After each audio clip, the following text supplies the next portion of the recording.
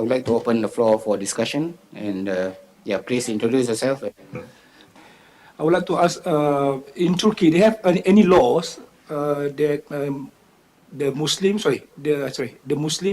the other region cannot split their region to the Muslim, because in Malaysia they have a law, the other region cannot split their region to the Muslim.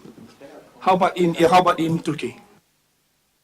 No such law in Turkey. I mean, Turkey's laws are secular. We should say that. I mean, it's predominantly Muslim, 99% Muslim society, but laws are not based on Islamic fiqh. And the laws about that, I think, I mean, I can't quote word for word right now, but the laws guarantee that there's religious freedom. People can change their religion. People can spread religion. So missionaries have the legal right to distribute New Testament or Bible on the streets. Although there is some social reaction to that sometimes, but from a legal point of view, it is possible in Turkey to convert from Islam to Christianity or something else, which happens very rarely. I mean, I know the issue of apostasy is also another issue in Malaysia. I think some Muslim authorities think that if we allow the right to apostasy, everybody will start to leave Islam. And I think that's not a good argument for Islam anyway. I mean, are we keeping people in Islam by blocking them? In Turkey, there's no ban on anything. You can change your religion if you want to. Actually, one of my friends, Ziya Meral, he's a convert from Islam to Christianity. He's coming from a very secular Turkish family who didn't have much with religion, so he was exposed to Christianity when he was 18. He was inspired. He's now doing a PhD in Oxford. He's a very good person, and he also criticized Islamophobia. He says, I left Islam, but Islam is good. I mean, it's not like what the Islamophobes are saying. It's a respectful religion, and Muslims have great values, and so on and so forth. So it's not like that they become evil devil, people who are some former Muslims have become Islamophobes in the West, and they made the name for themselves. But when it comes to laws of Turkey, there's no limitation on these things. Although in society there has been sometimes reaction to missionary activity, again, which is also very rare.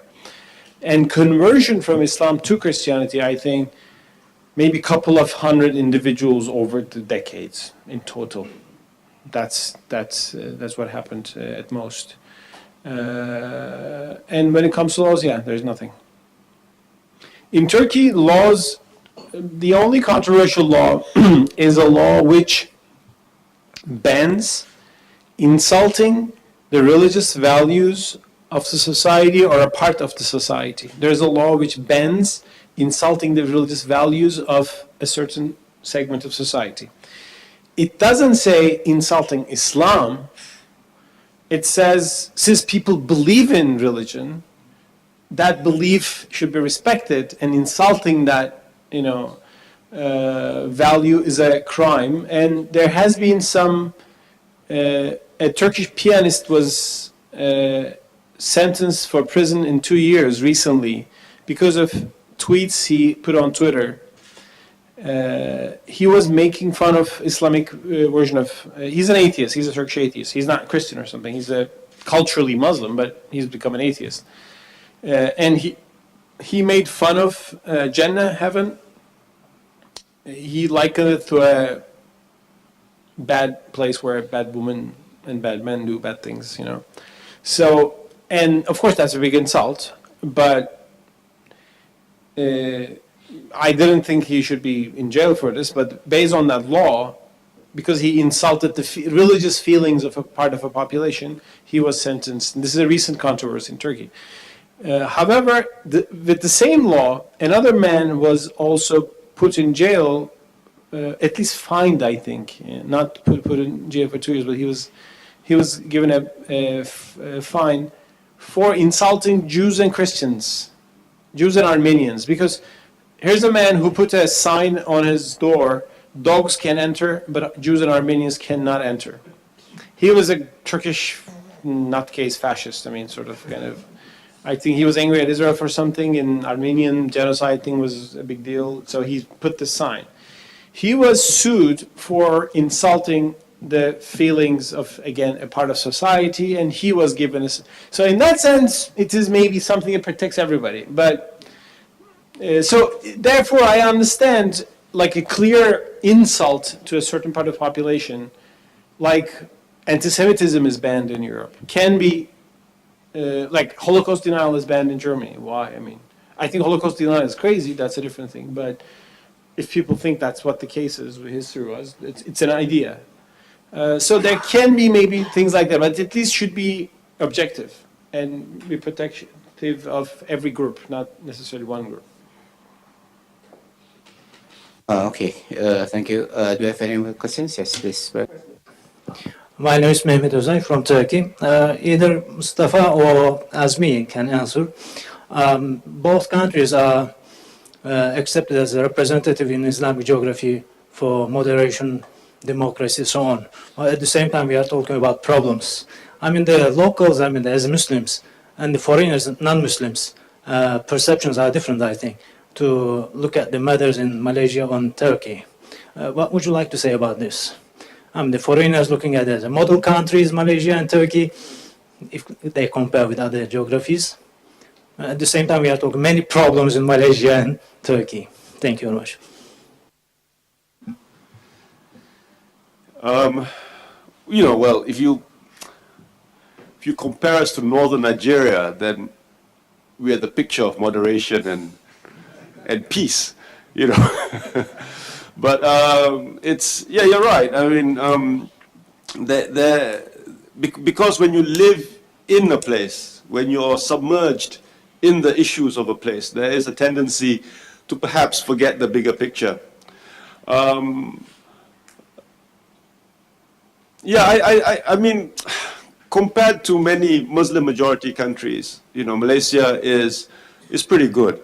If you look around us, generally people's lives go on as they wish. But I suppose that the devil is in the details. And we don't have to look far. We just across the Straits of Malacca in Indonesia, which is a much larger Muslim majority country. We can see over there the richness of the variety of thought, and that's not controlled. And we could see that the confidence as well, by and large, in the country, because there's a large Christian minority in Indonesia, and they have their services in Bahasa Indonesia using Allah as the word for God on the television every Sunday. You don't have the same kind of paranoia that you have in this country, and and I am loath to say, well, compared to Afghanistan and Pakistan, we're really cool. Once you go down that path, when are you going to stop? We're going to say, it's okay, never mind, let it be, until we become Pakistan or Afghanistan, and it's, yeah, there you go. So I understand, there is the bigger picture and all the rest of it, but that doesn't mean that we cannot have some sort of ideal, some sort of aspiration to achieve a vision of society which truly is civilized, and not oppressive. Thank you. Well, I mean, I don't think there's any wonderful Muslim model country that we should all imitate. And, I think it's a little superficial to say Turkey is the model or this is the model. I actually wrote a piece which will be published in a few days saying that Tunisia should be the model for Turkey these days, in the sense that they made a pretty good constitution without fighting each other. And in the Turkish parliament, people are punching each other. I opened BBC yesterday, there was a photo of a Turkish MP, his nose was broken by another MP. I think we Turks have a problem. We're not too Islamic, we're too macho. That's our main problem. When you look at how Islam is expressed in Turkish society, there are good things about that, in the sense that Turkey is a country in which you're by and large free to practice or not to practice Islam. Actually, that freedom was curbed by the secularists in Turkey for a long time. You would not be able to wear a hijab and go to university and get a job in the government. That has finally changed. And today, again, Turkey, you can go to a bar, a mosque, it's your choice, nightclub, they're all there. The fact that you're Muslim doesn't, there's no police telling you where to go or not to go. In that sense, it's a country of free choices for a great extent. And also, we never had also expressions of Islamic violence. In Turkey, terrorism comes from mainly two sources: the Marxist-Leninist, Maoist fringe, and the Kurdish separatists generally. And we didn't have expressions of violence in the name of Islam, political-wise. There has been a few turmoils, and like Alevi poets were killed in 1993, but it was not a terrorist organization. It was just public uproar against a particular figure. So there are commendable things about Turkey. Its economic development, although we don't have great natural resources like the manufacturing aspect of Turkish economy, so on and so forth. I think our main problem, as I said, is that we love to fight each other too much. And we have a problem with consensus. We can't build consensus. It's very confrontational all the time. And that confrontational level is really has gone very high levels, especially in the past few months. This time between two different conservative camps in Turkish society, not between the conservatives and the secularists, in a very unexpected way. I've heard that in Malaysia, people say Malaysian people are too docile, is the term. That's good, don't lose it. Be critical, but don't be that, bullying as sometimes some political actors in our country might be. Thank you. Yeah. Hi, my name is Andrew Koo, and as Farouk said, I chair the Human Rights Committee, the Bar Council, which is the professional body for lawyers. But I'm here in my personal capacity, and my two questions, and possibly three, are also personal questions. The first is about satire, and the idea of what is, is there a view, is there an Islamic view about satire? I say this because about 20 years ago, I was living in England, and the British had a comedy program called Not the 9 O'Clock News. And one of the headlines on one particular program was a picture of Muslims in prayer and prostrating themselves, and it was, headline, Deadline, Tehran, and the search still goes on for Ayatollah Khomeini's contact lens, that sort of thing. Everybody will go ha ha, but I'm just wondering, would that be seen to be insulting Islam, insulting the values of Islam, Islam, that sort of thing. So I like your view on that, because there is also a recent case in Malaysia where there was a particular satirical piece put up on the internet, and the person who did it is getting a lot of flack for that, and they're trying to link it to respect and disrespect as well. So that's my first question. My second question is to do with pluralism within Islam. And the Turkish experience. As you know, in Malaysia, we have some problems about whether or not different schools of Islam are accepted, recognized. The Shia community is harassed in this country. Its association has been declared unlawful. What is the experience, perhaps, from Turkey about intra-Muslim pluralism? Thank you. Thanks, very interesting questions and observations as well. Interesting joke about the contact lens of Ayatollah Khomeini. But here's one thing. Nietzsche once said, sacred is, in any society, the sacred is what you cannot laugh at. So I'm not someone who says we should have no sacredness. I personally would not make jokes about God or the Prophet, and as a believer, and many Muslims wouldn't do. And I think that's that's a wonderful thing. I don't want to joke about God. And when somebody does that, I find it distasteful, because for me, it's sacred. So in an ideal world, everybody would respect each other's sacred, right? I find it distasteful when there is a joke about Mary or Jesus as well. They're respectful figures for us, plus it's the faith of somebody else. But the world is not like that. People make fun of these things. And especially in Europe, less so in the US, but especially in Europe, there is a culture of trampling on the sacred. It's seen as something good to do. Well, I don't like that. But the fact that I don't like it is different, and how do I respond to it is different. I can respond to it by joining that, okay, let me tell you another joke about God in return, ha ha ha. I wouldn't do that. But I wouldn't go and ask for that person to be put in jail as well. I would just put a personal barrier and a marker saying that I don't like this attitude. Thank you, I'm not going to take it, and I'm not going to buy your film or buy your newspaper or watch that show or so on. So we can have this kind of barriers in our own cultural context. So satire about political authorities is good, though. I'm in favor of that. I don't think they're sacred. We should make fun of them because sacred is it's a spiritual realm. When my respect for Allah doesn't translate into bowing down to religious political authority on earth, that actually connects me to something higher. And that value actually can make me judge political authorities on earth and question them whether they're doing right or not. So leaving that sacred aside, I think we should not have sacred when it comes to our head of state, prime ministers, leaders, and this and that.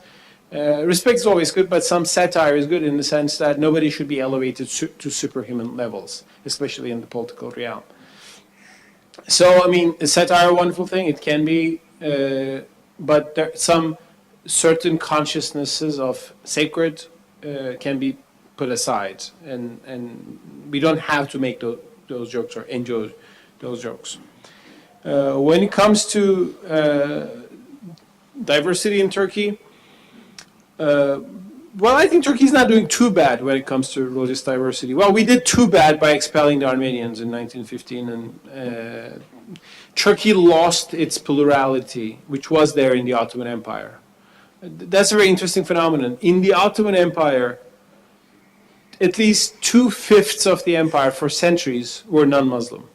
Serbs, Bulgarians, Greeks, Armenians, they were all members of the empire. And they achieved full equality in 1856 with the Edict of Reform.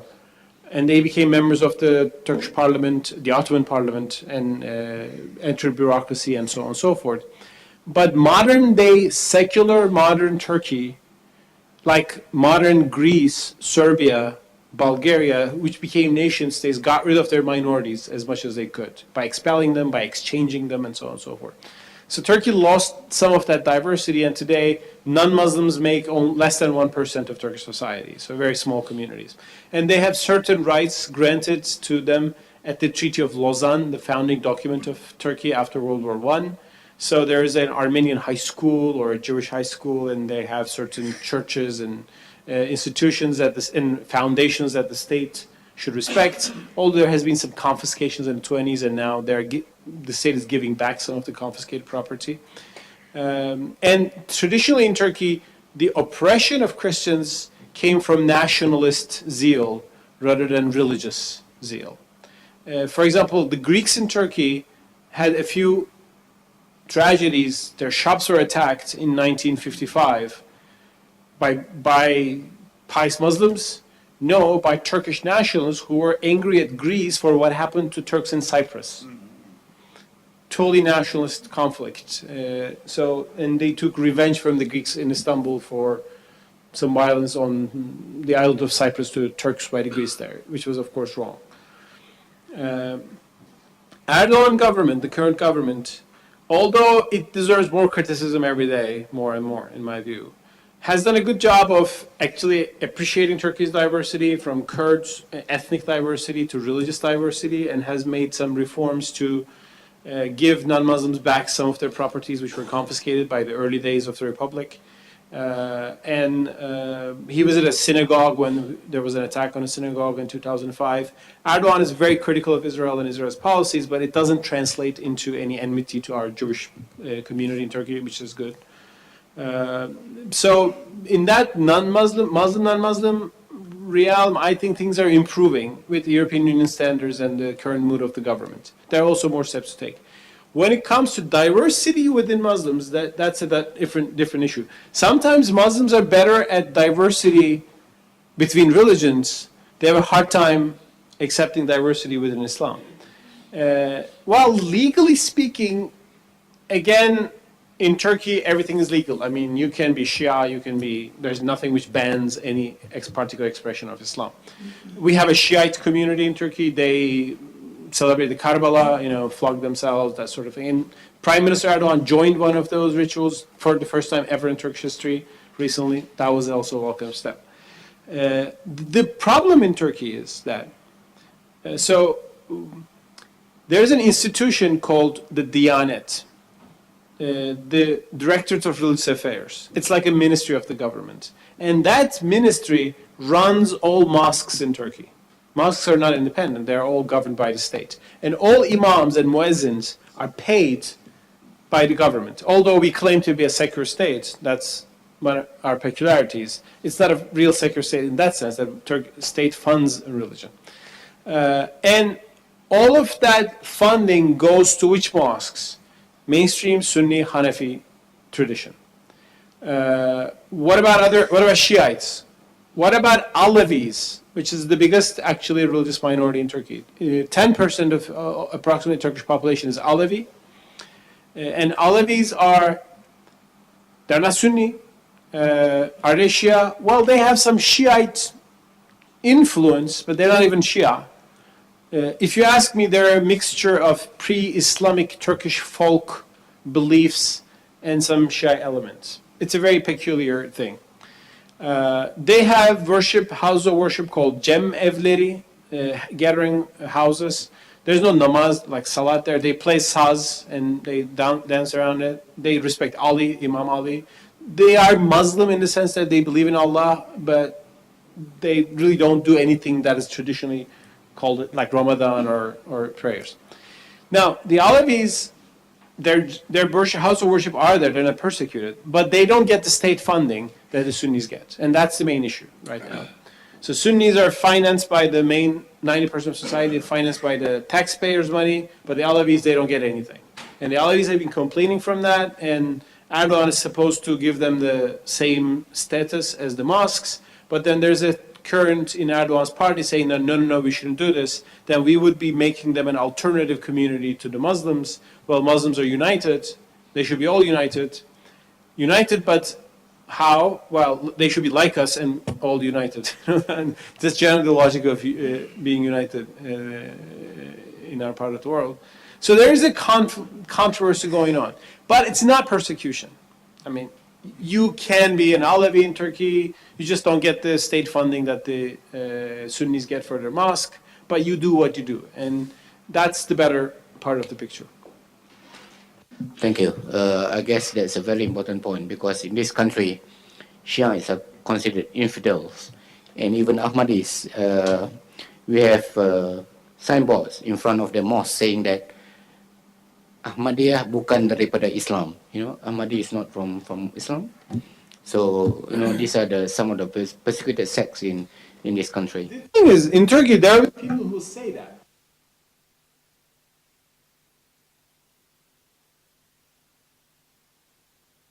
Opinion about Shia, certainly not very positive. Maybe they will say they're a heretical sect of Islam. Some will say they're not Muslim at all, but it doesn't mean that they can't have Karbala in some neighborhood in Istanbul. I mean, the fact that they disapprove Shia doesn't lead to, whereas I believe that, everybody who takes the Shahada is basically Muslim. I mean, I can't say, I think my understanding is better, but I'm not going to condemn the other one. So that separation between the law and your opinion about a different group is important, I think. Thank you. I'm Lynn. I've just retired from the UN. I'm now with Proham. So I'd like to thank the speaker for his clarification and teachings of the Quran. And I'd just like to say that the behavior and operations of our federal and state religious departments, some muftis and some Muslim politicians seem to be completely contrary to what you have mentioned. So, do you think that they are ignorant of the Quran's teachings, or they are blatantly behaving otherwise? And how do you think what do you think need to be done to bring them back to the true path before they destroy the country? Thank you. Well, before flying to Turkey, I'm not going to say too much about Malaysian authorities. I think they're wonderful people. I have great respect. But of course, I see the problem that you're mentioning. Like, first of all, I refer to the Quran because the only undisputed source of Islam among Muslims. But Islamic clerics in the Sunni world, in the Shia world, they look not only the Quran, but the larger body of fiqh, Sharia, jurisprudence. And that comes from the Quran plus Sunnah and certain interpretations and certain sources of the Sunnah, plus certain interpretations of those by early medieval Muslim scholars, by Imam Shafi, Hanafi. Here's Shafi, I think. So if the Quran is like this part of it, then there's a whole bunch of legal tradition. And I'm not disrespecting that tradition. I'm not saying let's trash it out. But I'm saying, well, that tradition was created by Muslim scholars according to their time and milieu, according to their standards. And we can reinterpret them. I mean, it's not untouchable like Quran is for us. I mean, we believe that Quran is God, word of God. But Imam Shafi's opinions are, we can respect them a lot, but his opinions in a certain time and period. And they evolved at a context which concepts of freedom, human rights, international law, these didn't exist. For example, early Muslims, one major issue in classical Islam is that Muslim scholars divided the world into Darul Islam and Darul Harb. It makes sense at the time because unless you lived in a Muslim country, you would probably be killed for who you are. I mean, and you would not go to England at the time of Inquisition and preach Islam and have a mosque in London. That would be unthinkable. That's the enemy territory. Today you can do that because England is a country which respects freedom of speech and freedom of religion and human rights, blah, blah, blah. It's a whole different world. So seeing the non-Muslim world as the abode of war, the dangerous territory, it doesn't match the reality. It's actually less dangerous than most of the time, in our part of the world when you want to practice your faith. So that whole body of literature, which was devised by Islamic scholars at a certain time, needs to be revised and revisited. That's why I sometimes say, let's go and just look what the Quran actually say on this. And then we can rethink other these things because the Quran is the ultimate guidance. So I can't say anything about how the scholars in your country behave, but if they're coming from a Shafi school, they certainly look at issues as Imam Shafi did in his surrounding, in his time and milieu. My argument is that let's respect our scholars, but let's understand that we're living in a different world. And we need to reinterpret some of their matters, some of their findings in jurisprudence. But it needs a big change, of course. I'm arguing for that change, and others are arguing for that change. Tariq Ramadan, I think he came here and spoke in these platforms. There are many Muslim voices out there now in the Muslim world saying that let's rethink our tradition because this is a very different world than what was imagined by medieval scholars way back then. And even then, there are different scholars. Imam Shafi said this, but Hanafi said very different things. And in my book, I actually show all those differences of thought in early Islamic thinking and have shown that there are actually some liberal-leaning schools in early Islam, and maybe they are the ones that we should look up to today. So to come to your question, no, they don't look directly at the Quran. Maybe they do, but then they look at many other things. And many of the problems comes from those secondary sources rather than the scripture of Islam.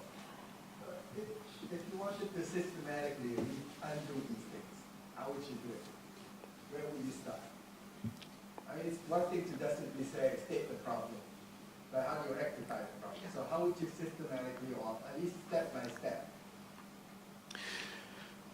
First of all, the hadith literature needs to be rethought, revisited, because much of the fiqh comes from hadiths.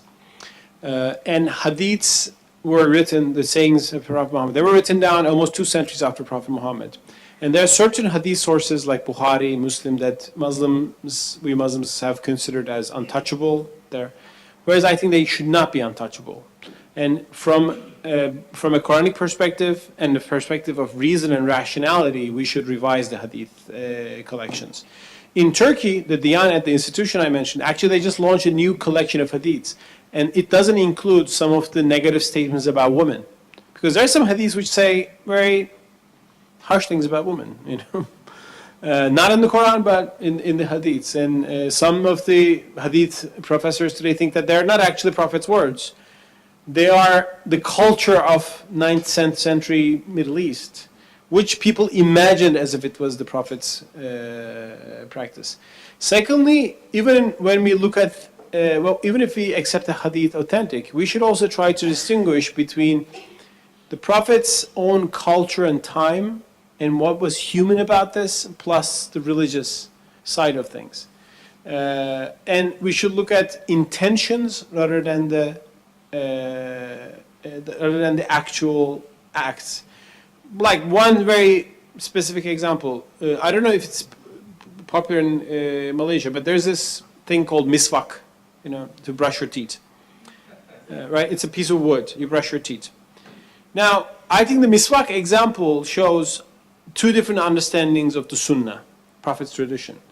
It's a piece of wood that reportedly Prophet Muhammad used to brush his teeth. So today, many Muslims still use the miswak to brush their teeth. Sometimes they share it. There's one miswak in a mosque and everybody comes and do it, like 100 people. While that's a very literal understanding, a very superficial, if you ask me, understanding. What I understand from the fact that Prophet Muhammad used miswak is that he was careful about his oral hygiene. And today, I would use Oral-B or whatever. I don't want to sell products here. Whatever is the best, you know, and dental floss, you name it, whatever. Because if the purpose is to be clean, there are better ways of being clean today, and why not use them? For example, when you look at fiqh books, like some of they discuss what's a clean water or not. And if one drop of something enters into water, does it make it cleaner? Now we have laboratories and we can test if there's bacteria in water or not. I mean, I wouldn't read a fiqh book from the 10th century to distinguish whether water is drinkable or not. I'll ask scientific authorities if there's bacteria or not, and so on and so forth. If the purpose is about cleanliness, which is unchangeable, but how to achieve that is so maybe we should, for example, there are some Muslims who would say, who would refuse to use fork and knife or spoon. They eat with their hands. I don't know if it's a tradition here in I know in Indonesia it's something. It tastes Like, better. it tastes better, yeah. What? If it tastes better.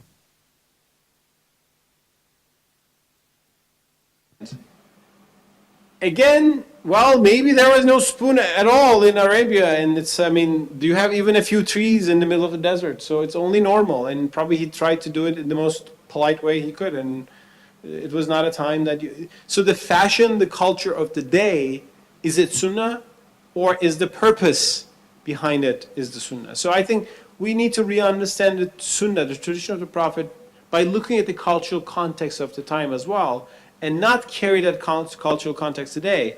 For example, one very big issue in the Muslim world today, Prophet Muhammad's marriage with Aisha. Her age is, there are different views about this, but it was not 18, you know. There are now some men in the Gulf especially who marry girls at 12 and saying that this is the sunnah. Prophet Muhammad married very early. Now, my argument to that is that in the 7th century, everywhere in the world, a girl was considered a woman eligible for marriage when she started to have menstruation. Period. This whole 18 is a modern thing. I mean, you expect the girl to go to school, to mature, to make an idea. It's a good idea. I mean, I'm glad that people wait until 18 now, maybe even more. It's a good, but that consciousness was not there. People were not even living that long. They would die at 40 in average, you know. They didn't have time to go for PhD first, you know, and so on and so forth. So so we should understand that that is cultural. Today, we live in a different culture, and there is no reason to transfer that culture necessarily to today. From when I look at the Prophet's example, what I would understand is that how he treated his wives, and that the respect, love, and care, and so on and so forth. Not domestic violence. You don't see that in the Prophet's example. So there are examples of principle we can take, but it doesn't mean that slavery. Now, it's a good question. The Quran encourages manumission, like encourages to free slaves, but the institution of slavery did not vanish in the Islamic world until the 19th century, even in some places 20th century, in Saudi Arabia. The Ottoman Empire banned slave trade in 1850s, based on encouragement by the British. But they were convinced that, okay, slave trade is too bad, and you're making... there was a revolt, Wahhabi revolt, against the Ottoman Empire in Mecca, and the Grand Sharif of Mecca said Turks have become infidels by changing the Sharia. They liked the slaves. It was less about Sharia, but it was the trade and the money you were making, and so on and so forth. But my argument is that, well, slavery existed everywhere. Americans had the worst examples of it until the 20th century. But should we say it is in some fiqh books, so we should think slavery as something that should be forever? Or should we say that institution existed and Islam tried to civilize it as much as it did, and the ultimate goal is to actually make everybody equal, which should have been done way before the Christian world did it. But we waited too long saying that. So looking at the intention of Sharia is, I think, more important than looking at the letter of the word. Imam Shatibi of the 14th century wrote a very important book, the Maqasid al-Sharia, the intentions of Sharia. He said Islamic law, Sharia, is based on 5 intentions, 5 higher goals: life, religion, protection of life, religion, lineage, property, and the intellect. Well, these are better protected now in what we call liberal democratic countries, European Union, and so on and so forth. That's why our friend was trying to go to New Zealand, right? Well, he was back in his intellect, to protect his intellect. You can say freedom of speech protects the intellect. Therefore, I think by looking at our tradition, trying to understand why a certain apostasy is a perfect example. Apostasy is a crime in classical Islamic law, fiqh. If you leave Islam, you get killed, you're executed. Is it in the Quran? Not at all. There's nothing in the Quran. It comes from secondary sources, hadiths, and they were interpreted by medieval Muslim scholars. But when you look at the intention there, you see something interesting. The early Muslim scholars who say apostates should be killed are thinking apostates as Muslim soldiers who desert from the Muslim army and join the enemy. For them, it's time of war. If a part of Muslims join the enemy, they're traitors. That's why Hanafis said apostates should be killed if they're males. Females don't count. Not because of a disrespect for females in this case, because they were not soldiers. I mean, men were important. If they changed sides, it changed the battle. But today, if you are persuaded by another religion, that doesn't mean you're deserting from one army and joining the other army. That's your consciousness, and that's your feelings. And I would not be happy to see a fellow Muslim joining another religion, but if that's his decision, what can I do? And if I keep in religion by saying, I'll kill you if you do so, what do I achieve? Someone a hypocrite? Which is the worst thing, according to... So, we should be able to reinterpret law and apostasy and by understanding that it was put at a time in which changing your religion means changing your side in a battle. It doesn't mean that today, so it should be a matter of freedom of conscience. I don't know, will this put me in jail in Malaysia? Thank you. Yeah, please.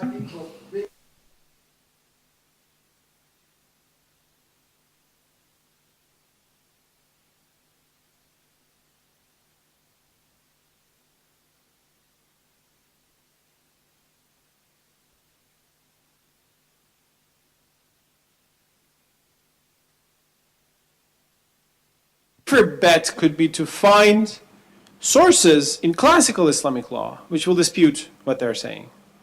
I mean, Imam Shafi said this, but a follower of Imam Shafi said later this, or Imam Ibn Taymiyyah said that, or Hanafi said this. So in classical Islamic law too, there's a lot of diversity.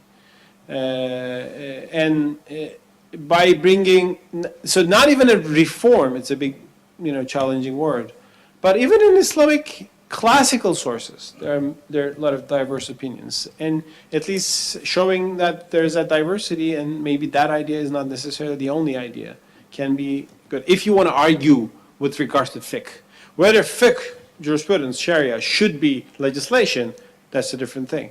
Well, you can say this is a country of not just Malays, but Chinese and others, right? I mean, so the laws are binding for everybody, so maybe that should be another consideration.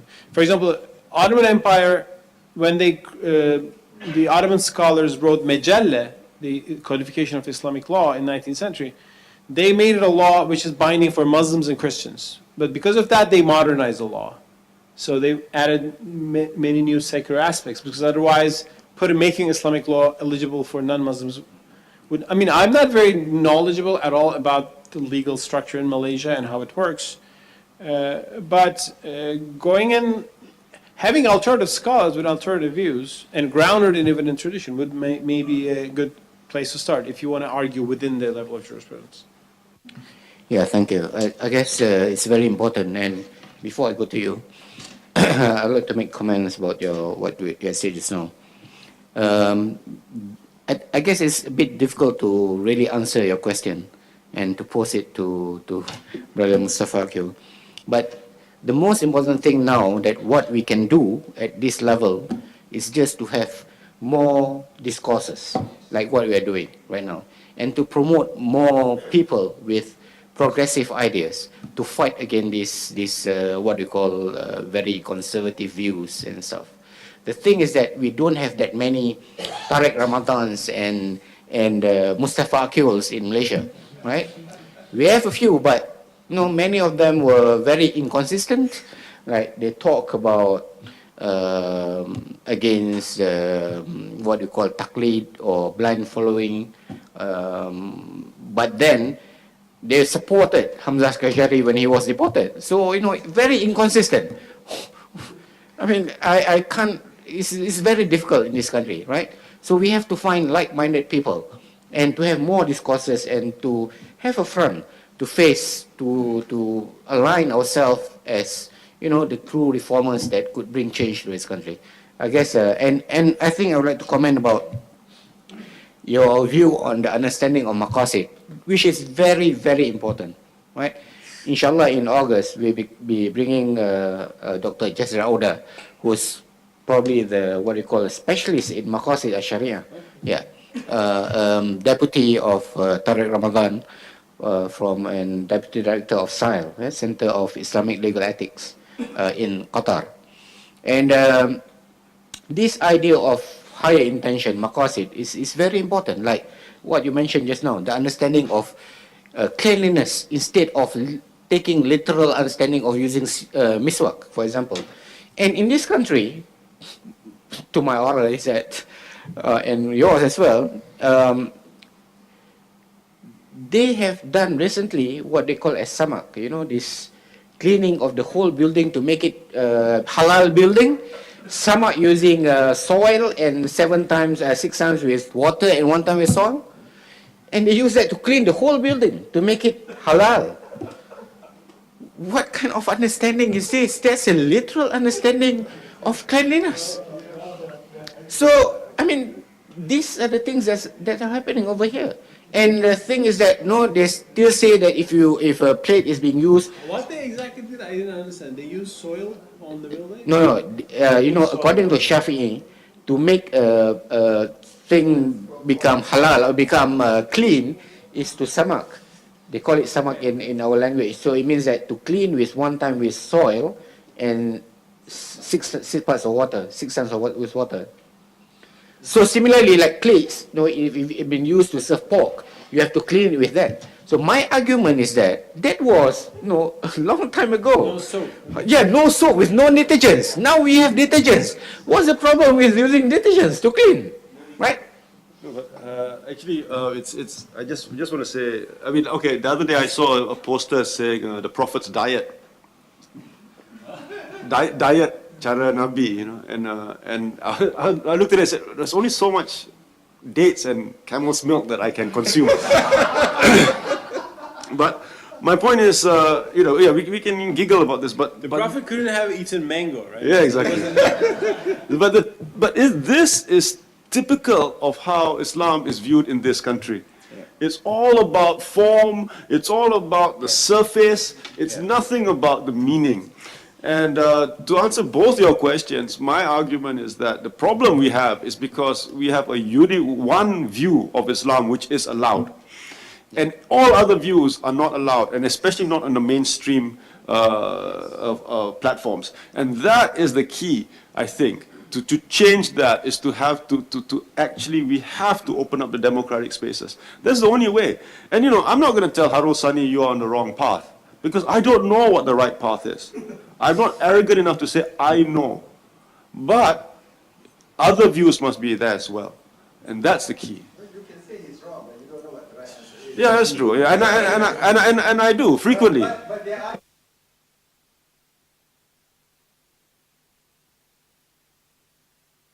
Social, I know, and I'm saying whose social order? That's their social order. That's a fascist social order. Okay, yes. Thank you. My name is Lal Chan. I'm an engineer, and I'm very glad I came here because I think what I've heard here reinforces my perception of what is wrong perceptions of Islam. One of the things is, and this is perhaps my own perception, a lot of religions are now being interpreted by human beings who are no longer can be considered to be true believers or genuinely socialistic or altruistic.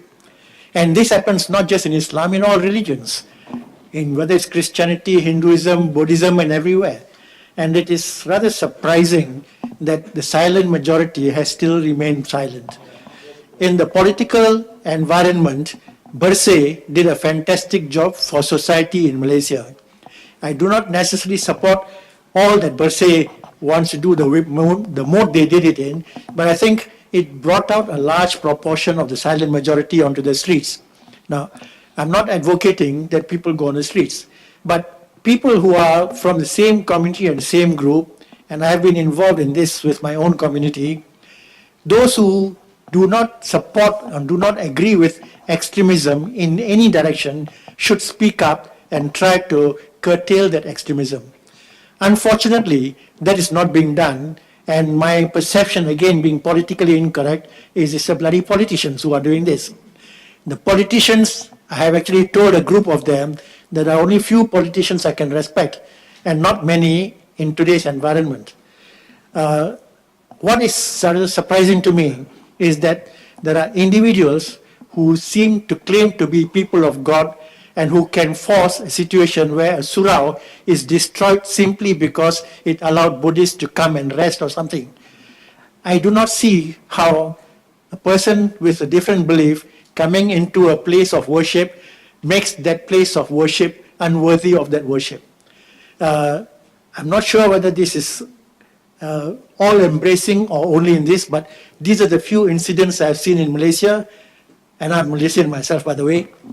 But it is something which is strange because over half a century ago, when I was studying, there was no such thing as a place of religion being only for people of that religion. Everybody used to go everywhere, and my colleague said just now here, people used to live in communities, whether they were Malays, Chinese, Indians, Buddhists, Christians, whatever, everybody treated their neighbor's home as their own.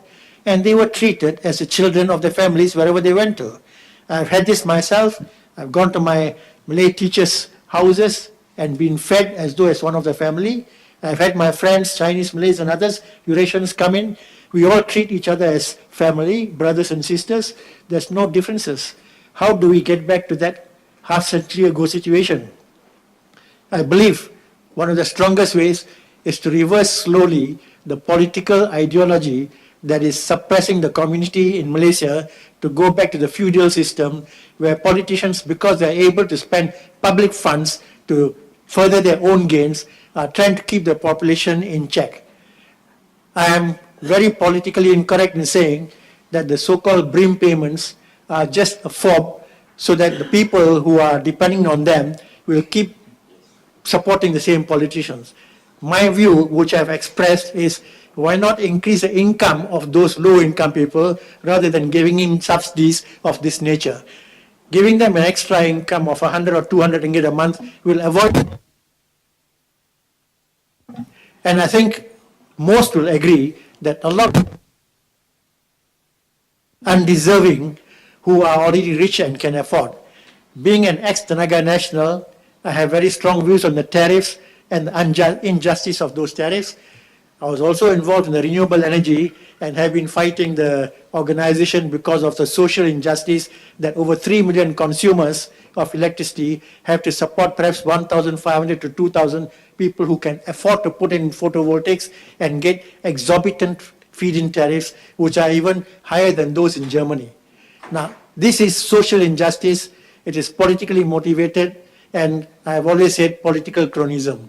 I say this at a group chat in Undi, Malaysia, and was asked, having this kind of views and stating them in open, have I been arrested? And thanks to the guy above, so far not yet.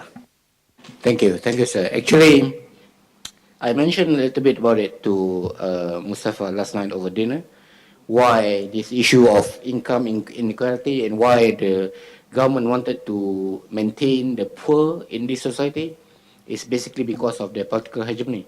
They could give this BRIM $500 and then they could get the support, the votes, right?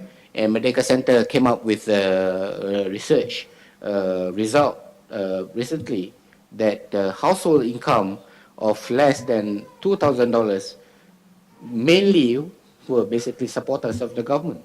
So the poor support the government, and that was based on research by Merdeka Center. And I guess you'd like to comment about the yeah. I don't want to comment on Malaysian politics. I'm just learning. But yes, governments, especially governments who stay in power for a long time, think of ways to sustain their power and designing the society in a way which will keep the vote flowing. It can be sometimes a network of patronage on certain segments of society, or maybe you just keep them poor and uneducated because you know that from that kind of culture, a certain vote can be coming from you. Another thing that governments generally do, authoritarian governments, is to scare the society. I mean, we speak of the imperialist divide and rule strategy. That's the imperialist strategy. The local strategy is to scare and rule. You have to make people scared of the enemies outside and inside. And when people are scared that there are big threats out there, they will attach to their government and don't see the mistakes of the government. Therefore, I mean, in every authoritarian system, there is a big fear factor.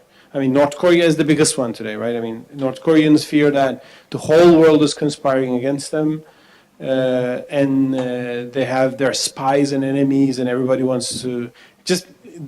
In reality, everybody thinks that North Korea is crazy. They just don't think that North Korea will not do something crazy. But if you're living in a citizen of North Korea, the government propaganda you're getting is that there are enemies out there who are trying to target us and so on and so forth. So when a government starts to use that sort of rhetoric, it's always a sign of threats. And in the West too, this happens. I mean, let's not just think that it's only us. I mean, after 9/11, some of the nationalist rhetoric in the US, the Patriot Act and so on and so forth, also gives some sign of scare tactics. Or after Pearl Harbor, the hunt on the Japanese in the US. But there you have certain political traditions and it's after all an open society. There are people who question this, intellectuals protest this, people joke about this fear factor, satire. That kind of balances in the long run. But if you have a full authoritarian system, the government tells you that they're enemies, it controls the information channels. So when the government arrests somebody by saying this is a foreign spy, and the only crime of that person is to criticize the government, then you're in the full circle. If you criticize the government, you become a spy. The government arrests all those people, and you clap the government for catching all the spies. Generally, in Turkey too, very concerningly, we see the rise of that sort of rhetoric recently. And in one of my tweets, I said, I am not afraid of traitors. I'm afraid of the heroes who will catch those traitors. Because catching those traitors gives some people some certain righteousness. And so we have to obey them because they're the ones who see the truth and see all the dangers and collect them. So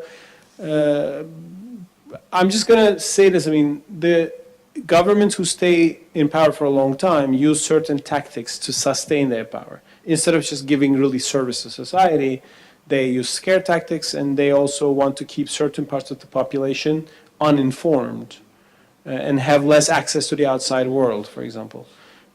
Maybe they don't want internet to be spread because when people look at internet, they can have different ideas. Well, not in every country it's like in this. Why it's not like the country? Let me just say this, and you can make up your mind whether it applies to certain countries in this region too. Again, I'm thinking about my flight to Turkey. But the thing is, Mustafa, it works. I mean, right now I'm terrified of Christians and Shias. Yeah. They're in my bed. They're going to get me. I need to vote, Barisan.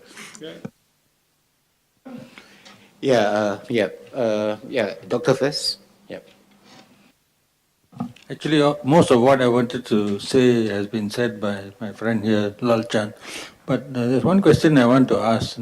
I think most of us here are quite convinced that something needs to be done. Most of us here, I think, are of the same opinion that this country is being led probably in the path of destruction, at least of destruction of harmony between the races by these people who are promoting their own, for personal interests, their own extremist agenda. But what can we people gathered here, what can we do to, to counter this? Me? Unfair.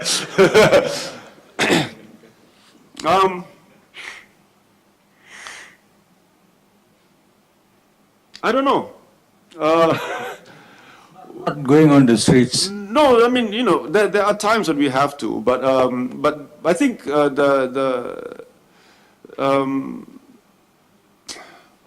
each of us has a circle of influence, and that has, and you'd be surprised how that can spread. On that level, I think it's important. I think what's important is that we constantly, well, not to the point that we become boring, but we must, even within our own intimate circles, we have to talk about this. We have to talk about issues. We have to discuss it. We have to make it a normal thing, and we mustn't be frightened to do so. For many, many years, right, okay, in Malaysia, people don't even want to talk about anything which goes against the government because they say, oh, ISA, and I'm saying, dude, you're sitting in my living room.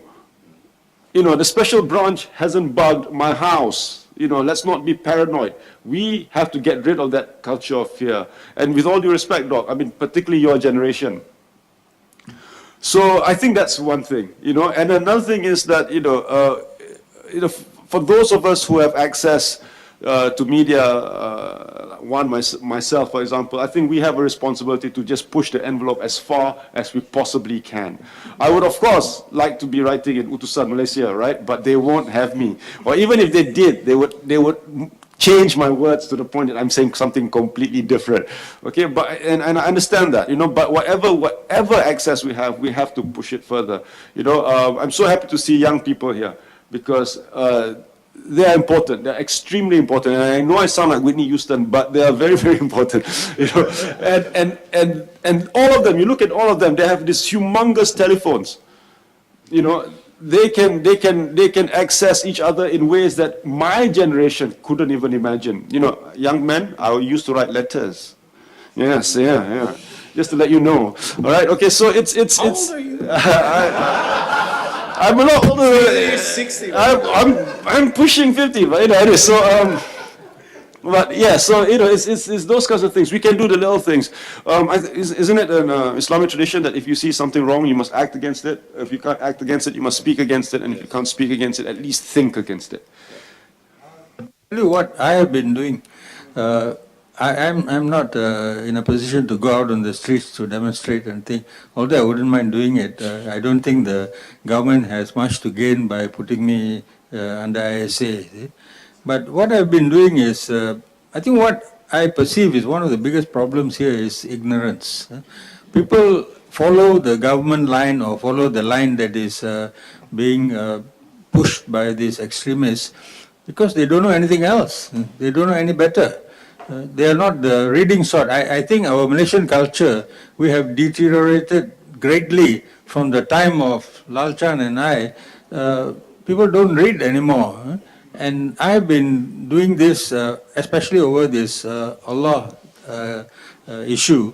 I've been telling my children, my nephews and nieces and all that why are you getting worked up about this for?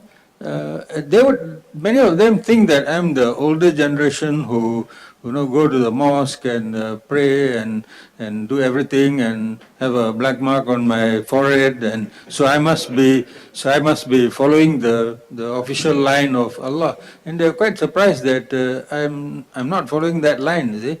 And I attribute this to the fact that from a young age I've been reading all kinds of things. I've been reading about the Bolsheviks and the socialists and Plekhanov and Axelrod and stuff like that. So we have an open mind, a mind that is receptive to other people's views, and consequently, because of this, I at least have developed an attitude of tolerance. I think this is what we people have to do. We can start in small circles like Professor Azmi said. Start with your family, and start with your friends, and start with, for Muslims, start with your non-Muslim friends and tell them that not everybody thinks like what the mainstream media wants us to think. And this is just an aside.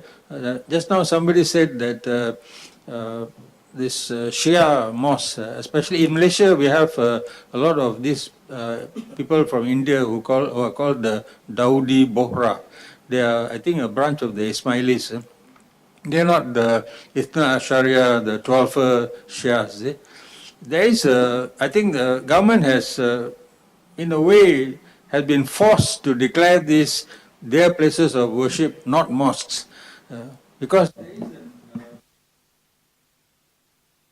there is an incident which I know of personally, where a Malay man was passing by one of these mosques when time came for prayer. So he went into this Daudi Bohra mosque. They have a big mosque in Klang. And he went in there and he prayed, much to the consternation of all the other, the people, congregation there. And when he finished praying and he left, he noticed that they came and washed the place where he had sat. So he was very upset. And he complained to the religious authorities. And I think that was one of the reasons why the government woke up and saw, hey, these guys, they claim to be Muslims, but they won't let our people pray there. So declare them, that their mosques are out of bounds. Yeah, take one more. Yeah, please. Bismillahirrahmanirrahim. Assalamualaikum warahmatullahi wabarakatuh. I have a question. It's talking about the punishment of apostasy. Could you introduce yourself first? Miljuan Hajiran. Sorry?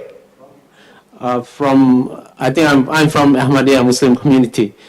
So as talking about the punishment of apostasy, now these religious scholars always saying that even they could not find in the Holy Quran that apostasy is a punishment for apostasy. But they keep saying that it happens during the Caliph Abu Bakr. Abu Bakr fought the infidels, all these apostates.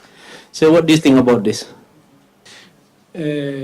Indeed, Well, the origin of the ban on apostasy, there are a few theories about this. And one, the most significant of them is actually, yes, the Ridda wars that Caliph Abu Bakr had with some of the tribes which revolted against the Mecca state, Medina state, after Prophet Muhammad passed away.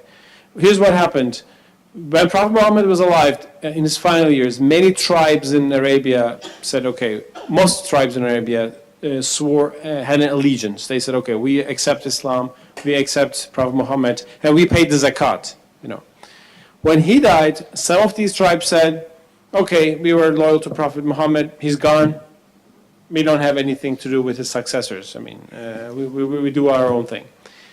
Now, what should be done with these people? And there was a dispute actually about this in the early Muslim community. Caliph Umar said they have to pay the zakat as they did to the Prophet, to us, to the Islamic State now, which I'm the Caliph, of which I'm the Caliph. And Caliph Umar, he was not Caliph then yet, but next Caliph, he actually said, he objected to this. So there was a dispute about whether those tribes should be attacked or punished and so on and so forth. Ultimately, it was decided by Caliph Abu Bakr that those tribes have to accept the sovereignty of the state and they should pay taxes as they did before. And he launched these Ridda wars.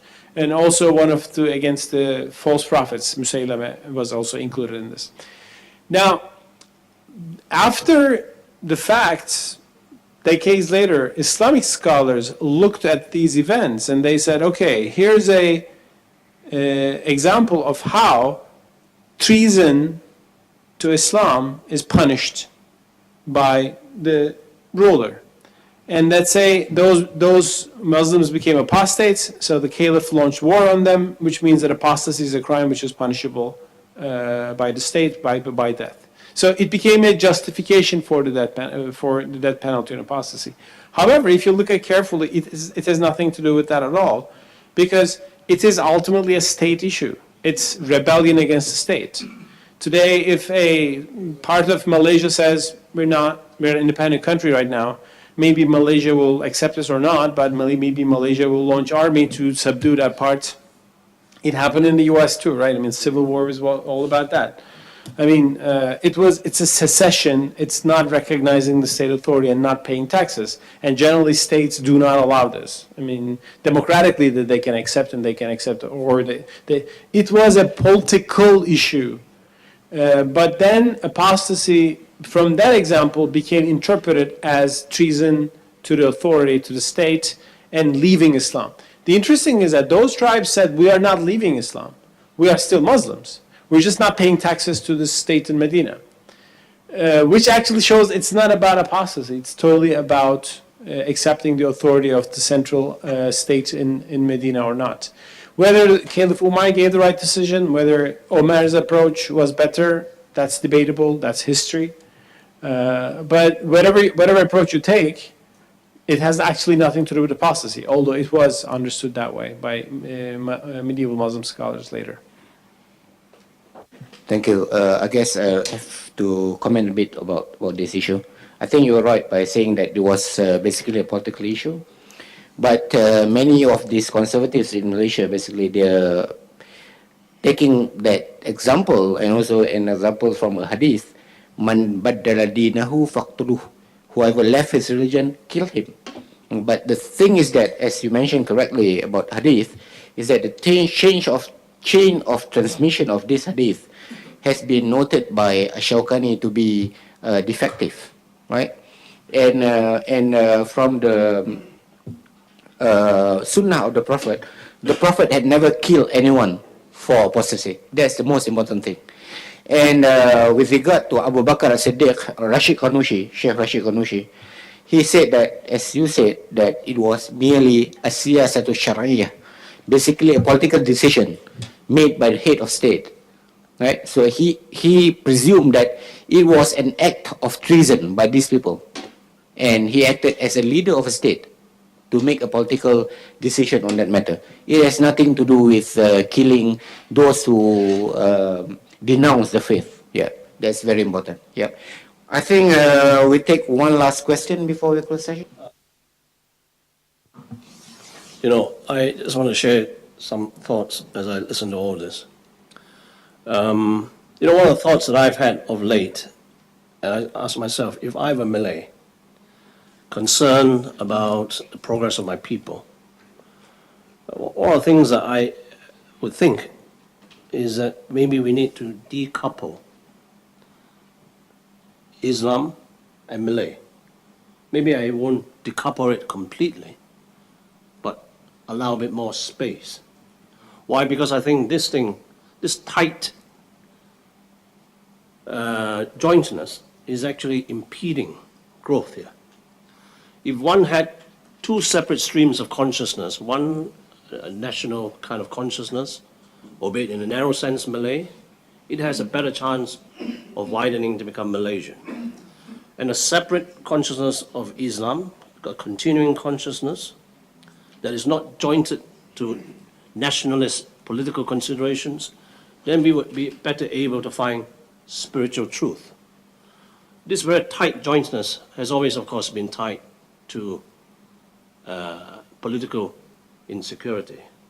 I think we have now seen enough real achievements to know that actually we can compete. It's just a matter of fine-tuning, making the right relationships, and progressing, rather than playing this kind of mind games and causing the least privileged segment of Malay society to continue to be trapped at the bottom. And so this is where I think we need to make the progress. These are the practical issues of multicultural societies, which I think is a smaller problem in Turkey with 99% Muslims. But I think we can draw lessons from looking at the European Union as a whole. How does non-Muslims absorb Muslims without forcing assimilation?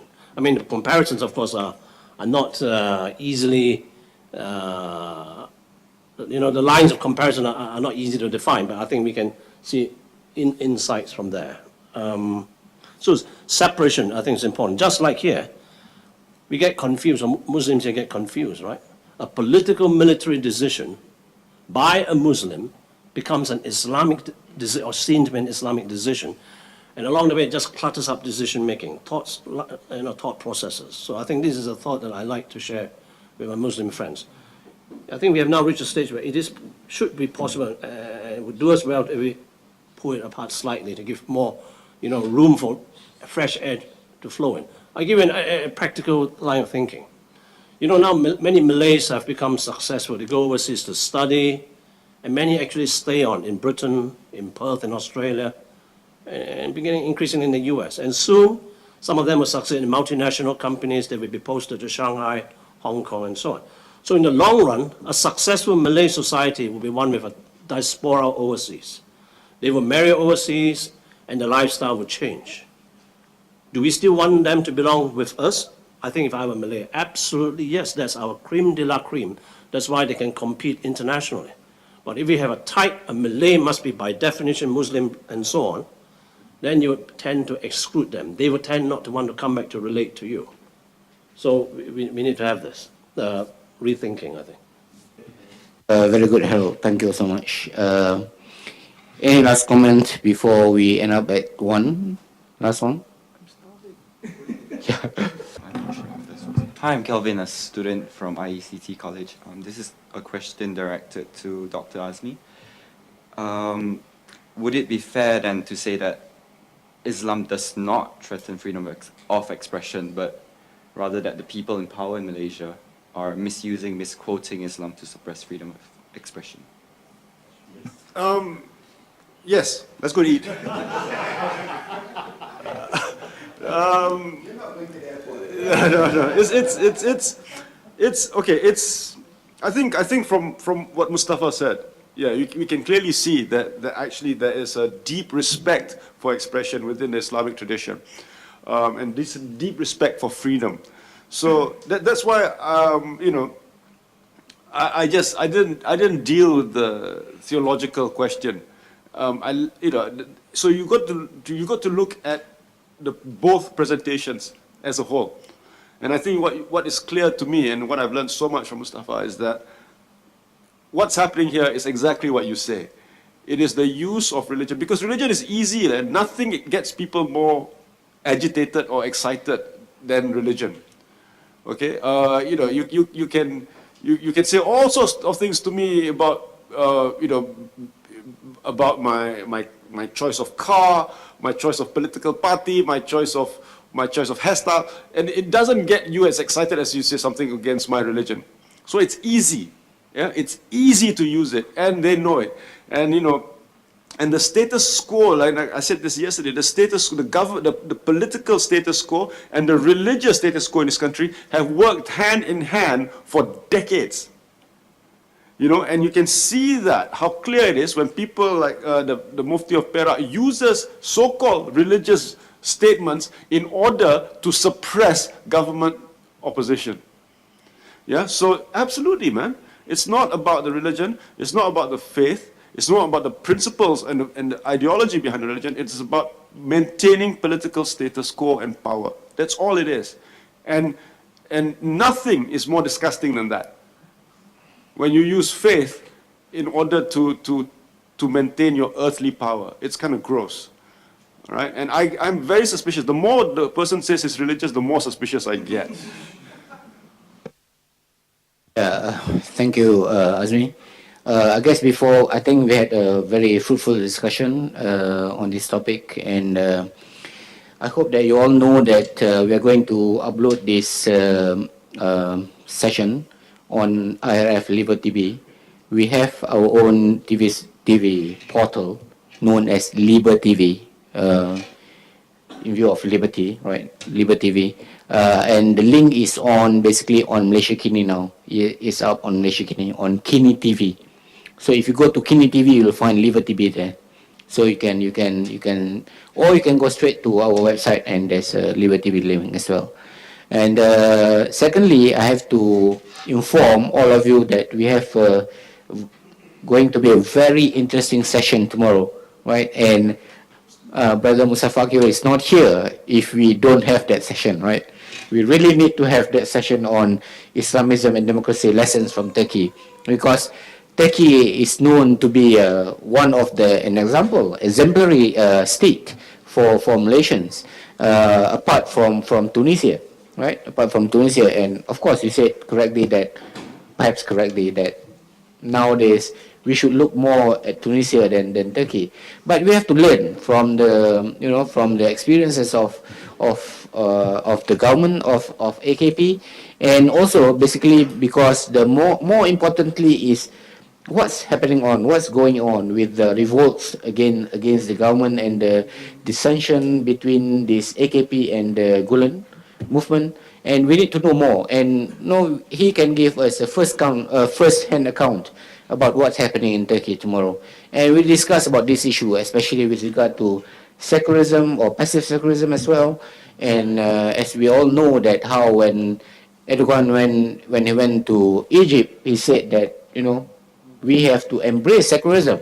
And the Egyptians were aghast at his proposal. And if we say things like that over here, I think he would have the same response. But he didn't say anything much when he came. He came a few weeks ago. I was there. Yeah. And I hope you could fill up the feedback form. It's very important for us quickly. And I think the chairman will tell you that we're going to have refreshment outside, and we have some time with us together. And with that, I thank you for your participation, and I hope to see you again tomorrow. Thank you.